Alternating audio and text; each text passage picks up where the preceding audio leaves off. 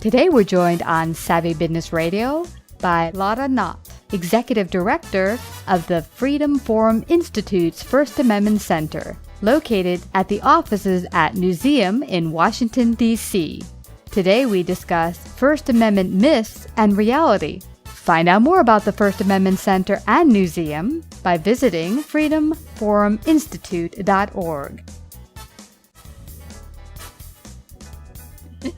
Hi, Lata. Welcome to Savvy Business Radio for our Heartbeat of the World segment. How are you today? I'm good. How are you?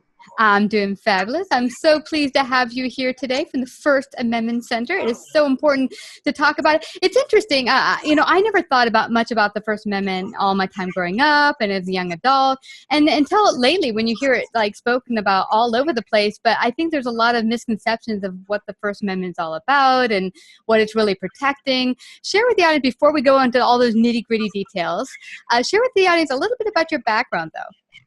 Sure. I'm a lawyer, and I relate to the feeling that when I was growing up, I can't say that I thought intensely about the First Amendment, because it is one of those things everybody kind of thinks they understand without too much further into it. But I was a litigator for several years, and I did a lot of litigation work that involved technology. And it's interesting how technology and free speech are so related, especially these days. There's so many cutting-edge free speech issues involved. What does speech mean? Is code speech? Is 3D printing speech? How does online speech get regulated? So that's kind of how I came to my work at the First Amendment Center. Wow. And it's true, because I hadn't thought about it. And then a couple of years ago, there was a movie that came out, and I can't recall the name of it, but basically it was done by a bunch of comedians saying that there's been a lot of onslaught against them, saying certain comedy isn't acceptable, and they're kind of putting bars on what they can and can't do comedy about. And the comedians were like, this is nuts, because everyone should be able to do comedy, because the whole point of comedy is to come out, see real life, and kind of make fun of it in a way that people can relate to, and also keep people privy to what's going on in life. Just another, like when you go see a play, it's another way to look at life in a different way. And they said we can't have our free speech taken away from us when we're trying to do comedy here. This is just going to hit all parts of life. And when I heard that, I said, yeah, you're right. I mean, if I don't like a certain comedy that I feel is offensive to me, I will personally not go see that person do their comedy. But to say that we don't want certain comedy because it's uncomfortable to us, or we don't like what they're saying, it'll start hitting all parts of life. And I remember having an argument with a friend. Well, they said, well, comedy has gone too far, and look at commercials where they kind of sexify everything, and maybe we need to pull the bars back a little bit. And then I said to her, but who gets to choose what's too much, what's too little, and what we get to say and not say? Then we're turning into a tyrannical society, which is just what our founding fathers created the First Amendment for. Share your thoughts on that. I think that's a good point, in that, well, first of all, so much about comedy is about transgressing boundaries. So, of course, comedians will cross the line, because that's kind of that's what comedians end up doing. It's sort of interesting how that develops. But another thing that's interesting is that what you said about who gets to decide, because I think when somebody speaks out and says that's offensive to me, that's also an exercise of free speech. I am totally fine with people calling people out, saying I don't think you should have said that. That's a conversation that we have a lot. The problem is when it comes to deciding, we're not going to have and again, the First Amendment always applies to the government and not people or corporations or organizations. So that's one thing. If you're I'm not going to invite you to my comedy club because I think you're offensive. But when we start doing things like, we're going to have a public college, you can't say something that will offend another student. The problem with that is that the definition about what's offensive varies a lot from person to person. And it's not that I think that, yes, we should be offended all the time. That's so great. It's more that who decides what's offensive, and at what point, people sometimes advocate for policies that would curb the speech of people they disagree with, or people they don't like or find offensive. But those same policies and regulations and laws can eventually be used against you, because I'm sure that whatever we say is offensive to someone else, Yeah, absolutely. And what's interesting is, if anyone, and I know I was blessed because the school I went to actually had us learn all the amendments and the Constitution. We had to read it. It was a mandatory reading and understanding of the of the Constitution. I, at the time, thought this is outdated, ancient document. Why are we even studying this thing? I thought. And then we even had the teacher who would make us stand up, you have the floor for 5 minutes, like we're on the Senate floor or something. I'm like, what are you doing? This is a classroom. But I hated it at the time, but now I'm blessed because now, I mean, at the time I didn't have an understanding, but now looking back at it, I'm starting to understand that, you know, this is a really awesome document that no one else has lived by, and that other countries are not blessed to have free speech. Now look at it. It says that Congress shall pass no law against free speech. So people think, oh, well, you know, it's about Congress, as you said, the government getting in the way of the people's free speech. It's not about government or federal government coming in and deciding what should or shouldn't be free speech, because then you're doing the opposite of what the First Amendment was protecting. Right. And Christians great bit like they did that in school. It's civic education isn't mandatory anymore, which I think is problematic. People's understanding of the Constitution. But yeah, I mean, it's basically, it just says Congress shall make no law. That was later extended so that states and local governments, or they're not going to make any laws, or they can't make any laws that would censor speech or punish speech. And, you know, that leaves a lot of room for us to like criticize other speech because hey, that's what we do, right? But but it just says that like even if that speech is incredibly critical to the government, even if the government doesn't like it, even you still have the right to say it. And that I think is a really important concept, and it's so much a part of our DNA as a country. It's essential for us. Yeah, it is. And when you look at other countries where you could be killed by the government for saying certain things that, you know, they don't agree with, it's a blessing that we should want to keep and not disbar and get rid of and say, well, we want to just have the government control and decide what's right and what's not, what's good and what's not. Right. Even if you're utterly in support of whatever government is currently in power, there will come a day when you're not, and you disagree with what they want to censor. And so the idea that whatever the government is, whoever the party in control is, they don't, or, you know, even the party that's not in control, neither of them have the right to say that, like, well, no, this topic is off limits. That's absolutely. It's kind of nutters. But where's this idea? Now, this is something that seems new to me, the whole idea of hate speech. I don't even recall hearing such a thing a couple of years ago. Where did this come from, and how did this transpire that we started to decide that certain things are hate speech and other things are not? You know, I think that with the world's a bit more connected than it used to be. So I think like a lot of people who always found something offensive, like now it's like, oh, now more people know that like, oh, people find this offensive, you know, that kind of, where I remember having a conversation with someone once where they said like, you know, I don't know what the big deal is with Halloween costumes. Like when I was a kid, I dressed up as all sorts of things and nobody found it offensive. I'm like, I mean, maybe somebody did, you just wouldn't have known about it, you know? So on one hand, I understand why people think that hate speech is something that should be left out of the conversation. Because it's just, you know, it's speech that attacks someone on the basis of race, sexuality, religion, gender, national origin. I kind of think of these as like things that you can't change, things that make you, like not something you did, but something that attacks you based on who you are. And you understand why people are like, well, why should that be allowed? That's terrible. Agreed. But it's just, hate speech is also a kind of amorphous thing because you have to think about what it means to attack someone. And like to give you an example, you know, like colleges will often institute hate speech codes and things like that. Like a code to stop, say, a white supremacist group from forming on campus by saying, well, this, you're not allowed to form an organization that is, you know, predicated in like an opposition to somebody else on the basis of race, gender, et cetera, right? But, you know, the same code could be used to say, well, this group that advocates for a two-state solution in Palestine, technically you could say, well, I find that attacking someone on the basis of religion, you know. You could say that about a lot of different groups, you know, not that are not necessarily what we would think of as hate groups, but sort of places in the eye of the beholder in a way. As much as I'm not a fan of hate groups, and you get down the road of saying like, well, okay, we need to shut down things that are offensive to other people. It depends on who's deciding, right? And like everyone, I'm like, if the person who's deciding isn't me, then I'm not sure if I would agree with every decision they would make. Yeah, yeah. And it becomes tricky. And what have you found are some of the biggest myths people have around the First Amendment? Because I find the First Amendment will say, well, doing certain actions, that's protection of my free speech. Now, isn't speech just speech, or is it covered under actions and way of you expressing yourself a certain way? Oh, well, that's a big thing, because, of course, the First Amendment protects speech, but it doesn't protect conduct or actions. But then there's a question of, like, okay, what's the line there?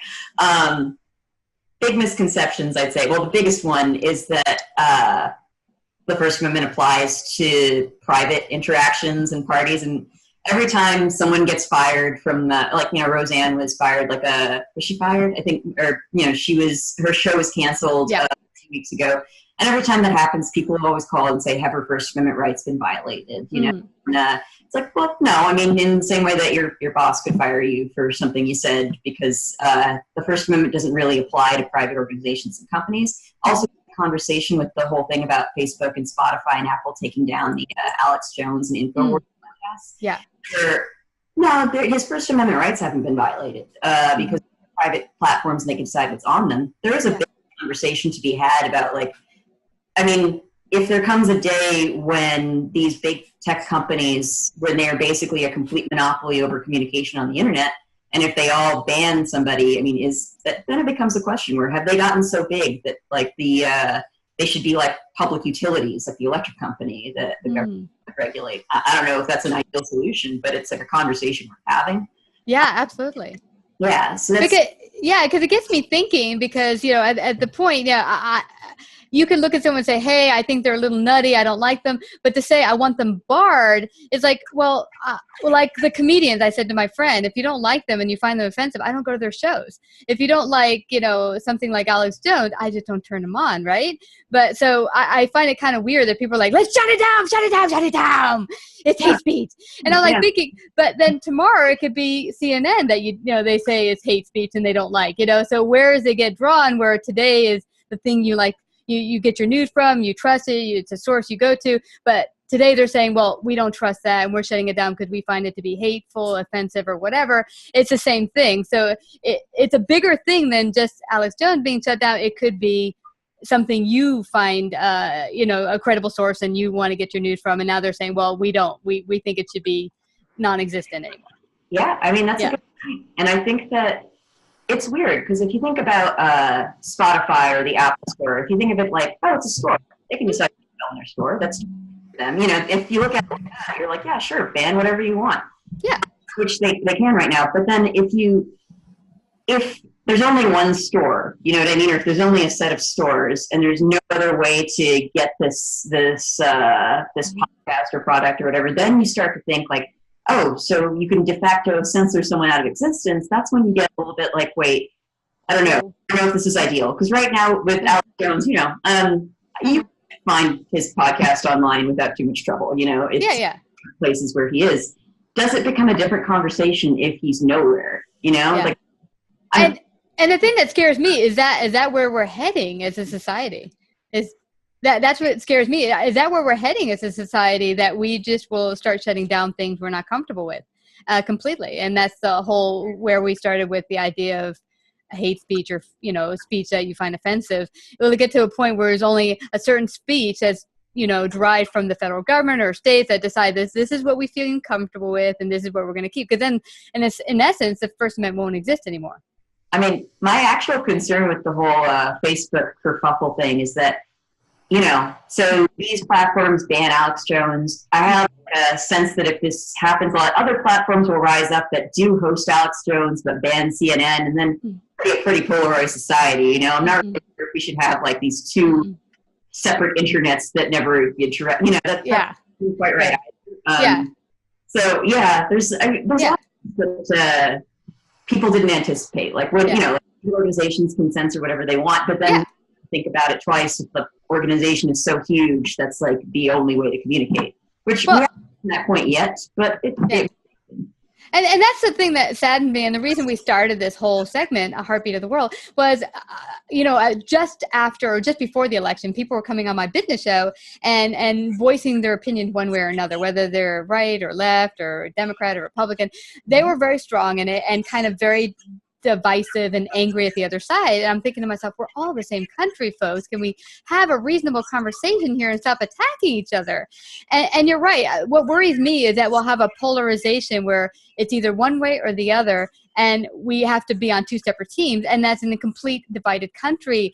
And we, when I sit down and talk to people, we're really not that different. We want to be able to provide for our families, love, be loved, have a great life, choose, the destiny of our, the job we want, the career we want. But, this is not working. So it's not a viable conversation. This, which I thought was actually pretty great. He was like, there's no your team and my team. We are the team, Exactly. That is the situation. I don't think developing completely separate information ecosystem is a great idea. Yeah. We should debate things and argue about things, and we'll disagree all over the place. That's who we are, but yeah. Exactly. And that's why I wanted to have all sides come here and just chat about what really is the true essence of your values. What do you want to see in the country? How do you see us fixing it? And because that is a viable conversation where we can all come together as a total citizenry and come together and make the country better. Now, how do you see that we can combat this kind of diversive separate space where everyone wants to have their free speech, but separate, and then stop other one from their free speech? How do we come together as a citizenry where we have complete, solidarity? Well, complete solidarity is probably all right. Too much to ask for right now. Maybe. But I do think that when we talk about different political beliefs and views like that, it's so easy to get very entrenched in your position, which I understand. I get it. Once you've argued for something a lot, it's almost like you're not having a discussion anymore. You're just lobbing your points back and forth. Yeah. I honestly think that listening and talking with an open mind can be just helpful. Even if you disagree with someone completely by the end of it, at least you've kind of gotten a sense of where they're coming from. It's hard. I get it. We reach this point where you feel like, well, you disagree so fundamentally. Why should I make an effort to understand you? And it's almost like everyone has these beliefs, but it's almost like we don't really question. Most people don't have a completely firm black and white opinion about an issue. Usually your stance on any given issue is probably somewhere in the middle. Take me in the First Amendment. I absolutely believe in free speech. I run the First Amendment Center. But do I think that, there are certain types of speech, speech that threatens others' lives and things like that, where there be limits, I'm more or less supportive of a private organization being able to choose who their employees are, because I think that's important. So you can see that my opinions are not completely black and white, and I think that's for everyone on every single issue. But when we get into an argument where you're trying to prove a point, you tend to get right into your extreme black and white stance, and I don't think helpful for learning and for conversations. Sorry, was that a roundabout answer to your question? But. No, but it's completely true, Lata, because I find when I talk to people, it's completely that way. They're not just one way or the other. And I don't know about you, but I kind of feel that what we've been getting from all media is either a completely black or white situation to look at certain topics. And I'm thinking it's not just black and white. I had a journalist on 2 or 3 years ago. He said, when I became an investigative journalist, I realized there's not two sides to every story. There's several angles to a story. It could be hundreds of angles. It's several shades of gray. And until I started getting out into the field and talking to all the different components and people involved, I realized it's just not they're right and I'm right, or they're wrong and I'm right. It's much deeper than that. Yeah, that's a very good point. That every issue doesn't have two sides. It probably has 50 sides, There's, it doesn't make you a worse conservative or a worse liberal to explore those sides, No. It just means you're a thoughtful person. Yeah, and what I tend to say to people now is sit down with your neighbor, ask them why they think a certain way or what their stance is on something, instead of immediately shutting it down saying, this is the right way to be and this is the only way to be. Because like this conversation we're having here, the only way we can start coming together and making this country better and to build a non-divisive, but a citizenry that's together, is to really start listening to each other, like you said. And I think starting with that, not just listening to an echo chamber of people that feel good to you and already agree with you, listen to the parts that feel icky and I don't know about that, because then you start to get an idea, like, Alex Jones. Okay, I find him a little nutty maybe, but you listen to him and you're like, okay, what is he trying to say here? Let me try to get what he's talking about. See that stance, that point of view that maybe I don't agree with, that, what are they getting at? So I can understand where they're coming from. I know what you mean. Although I listen to Alex Jones, I'm like, wow, this is like, I'm exercising my free speech here, saying, this is like tinfoil hat territory. But yeah. Is, again, like, if I do feel that if that's what you want to listen to, I don't want to do it. There's something to be said where, a lot of people who called for him to be banned are saying, well, he has he has hateful rhetoric, which he does, and he says that are untrue, which he does, and so you shouldn't be disseminating this. But I do think that, I don't think necessarily saying that, like, this should not be available anywhere. Mm-hmm. I almost think that gives too much power to his words, and like, look, now I feel like his downloads have like really skyrocketed since this. Yeah. So it's just, like he has a right to say crazy and hateful things. Yeah, totally. He does have a right to say, well, we're not going to post it, but like, I don't know if that's like the best and most efficient way to deal with it. To deal with. Yeah. Like, it kind of escalates it. It gives someone more importance than I think that they should have. Yeah, exactly. And ever since, and it's funny because I would say before I started this segment, I was never political. Really never voted other than the presidential election, really, really bad. But like a lot of people, and then when this election happened, I was like, maybe I should start, knowing what's going on with my country and my government here and becoming more aware. And I think the good thing about everything that's happened is really it start to wake people up, like, what does this mean? What does the Constitution mean? What do the amendments mean? What does that mean for me as a citizen? And how do I become involved in the country? Because I think the whole point of the Constitution was that every citizen be involved in the running of the country. It wasn't just that this entity far out in DC will run everything and we get to sit here and wait for them to make laws and policies on our behalf. It was really that we be part of it. And so in essence, this has been good that it's woken us up to, okay, here's what we like, here's what we don't like. Now, how can we come together instead of divisive and fighting each other? Realize that, okay, we can come together as a group and say, here's what we don't like, here's what we can do to fix it. That's right. I mean, I think with the First Amendment, essentially saying that you have the right to criticize your government, that you have the right to like ask for the laws that you want, you have the right to assemble and protest, that's like all, and the right to the free press, of course, what your government is doing. All of that's so important just to like getting every citizen involved in a democracy. And I think if I can say one thing that I think is important that people miss about the First Amendment, because we know about that, it's just that the First Amendment is indivisible. That basically my rights are your rights, even if I hate you and I disagree with everything you have to say. The same laws that can be used to suppress your speech can be used to suppress my speech. So much of the First Amendment these days, when people bring it up, some of that we lob it against each other. Like when Alex Jones gets taken down, there's like, oh my God, you're violating his First Amendment rights. But of course, like, when the press, when people like insult the press or like try to ban the press from different like press conferences, then other like people on the other side will call for First Amendment rights, and the other side will stay kind of silent about it. But no, it's all the same thing. Yeah. It's a rich tapestry where the First Amendment protects all of us, and we should be advocating for everyone's free speech and everyone's right to publish, even the people we hate. Yeah. We think that they have some, it doesn't have to be like, oh, I'm protecting your rights because I support your speech. It has to be more like, the old Voltaire quote where he said that I may not agree with anything you have to say, but I defend until the death your right to say it. It has to be an inseparable thing and not just my First Amendment rights, but not yours.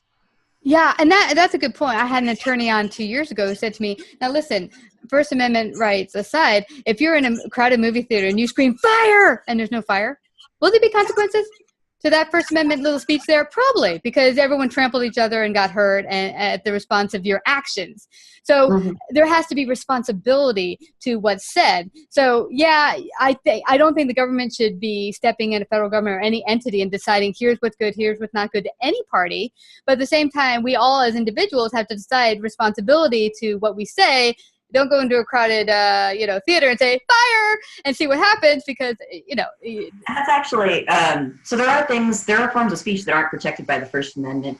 And one is making threats on somebody else's life or threats to harm them. And one of them is like when you say something that'll incite immediate violence or legal action, there's things like that. So not everything's going to be protected. And I do agree that, another common thing that people say is that freedom of speech doesn't mean freedom from the consequences, which I think is true too. Like if you say something that's very offensive, the government should not be able to punish you for it or censor you, but other people will probably tell you that was very offensive. Yeah. It's one of those things where we all do have to deal with the consequences of what we say. But I think we should also kind of realize that the whole idea of free expression, I don't think is like every expression of human beings is so incredible or amazing. It's just more like sometimes this is how we form our opinions and get things out by talking it through, by figuring things out, just by engaging in this vigorous debate. That's not a bad thing. No, absolutely. So I'm glad that you were able to fill people in and give a deeper understanding of the First Amendment. For you, and seeing where we go as a country, what would you say would be the best way to ensure free speech going forward for the citizenry, and what can the citizenry do around the country to ensure that we are all able to express our First Amendment right? Oh, good question. First of all, pay attention. We watch the White House so closely these days. Pay attention to what your state and local governments are doing. Because there are several states right now that are trying to pass laws that would chill the right to protest, or kind of suppress some speech on college campuses, things like that. So pay attention to that stuff too. And it's important. It's like the kind of thing that sort of goes under the radar, but the thing about the First Amendment is that it seems like such an institution, it's the one that everybody kind of knows, right? But these things can be eroded over time if we're not careful about it. So keep watch on that. And also just remember that you're always going to be very passionate about defending the free speech and free press rights of the people you agree with. And you're always going to be kind of trying to find a loophole when it comes to people you disagree with. That is human tendency. We all do it. I understand completely, but try to suppress that urge. Try to separate what the speaker has to say from the concept of everyone being able to say something. I guess if that's possible, I think it's a good way to think of it.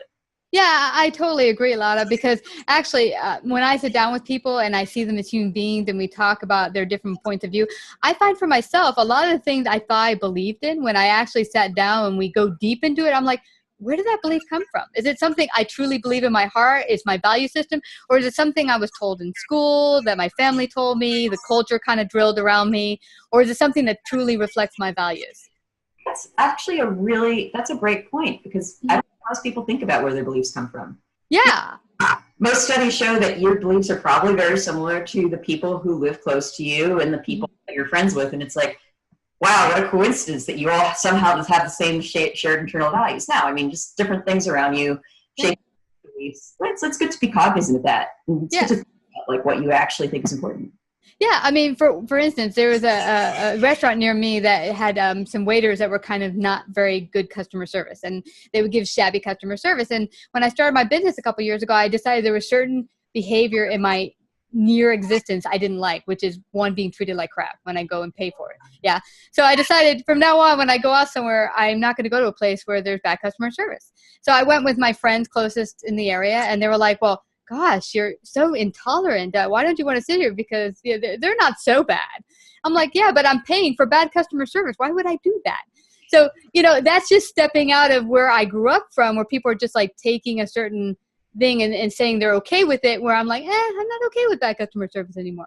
So yeah, always just challenging what you think and your beliefs, and say, this truly reflects my values. It's a good way to start. And then you're more open to understanding other people's values and where they're coming from. It's true. And I bet like you said, for a moment, your friends were kind of like, what are you doing? Nobody does this, and that's I think that's also important. We're like when we're exploring our beliefs and like we're exploring like political issues and stuff like that, don't be afraid to like get into it with your friends, with people who like believe, who have similar beliefs. Because like, that's how you get like a more sophisticated understanding of issues, when you like really talk them through instead of just, Yeah. Absolutely, Yeah, and then that way you realize, do I really know this issue, or do I need to go deeper into it and discover more about what I thought I knew about it? And yeah, so it could open all our minds. So this has been so awesome, Lata. Thank you so much. I want people to know where they can find out more about the First Amendment Center. Visit it if they're in DC. Share that with them. Oh, of course. So we have an awesome website. Just go to freedomforuminstitute.org or firstamendmentcenter.org and you will get there. We've got amazing information about the First Amendment, primers that kind of get you up to speed on the complicated stuff. It's great. We also have a podcast called The First Five. So that's if you'd like to subscribe to that, that's always fun too. And when it comes to actually visiting actual location, we're located in the Newseum, which is in Washington, D.C. There's a great First Amendment gallery there. Would love people to visit. It's just a wonderful place. Awesome. And now, does your forum also touch on understanding the other amendments, or really just focus on the First Amendment? We're the First Amendment, all First Amendment all the time, but there's great places to learn about the other ones. Except the Third Amendment. That's the one about quartering British soldiers in your home. I don't think there's a Third Amendment center. Yeah. Let's hope that doesn't come to a time where we need to focus on that one. But well, Lata, I just have to thank you again for coming to share your great wisdom today on Savvy Business Radio for our Heartbeat of the World segment. Thank you so much. Oh, thank you. This has been fun.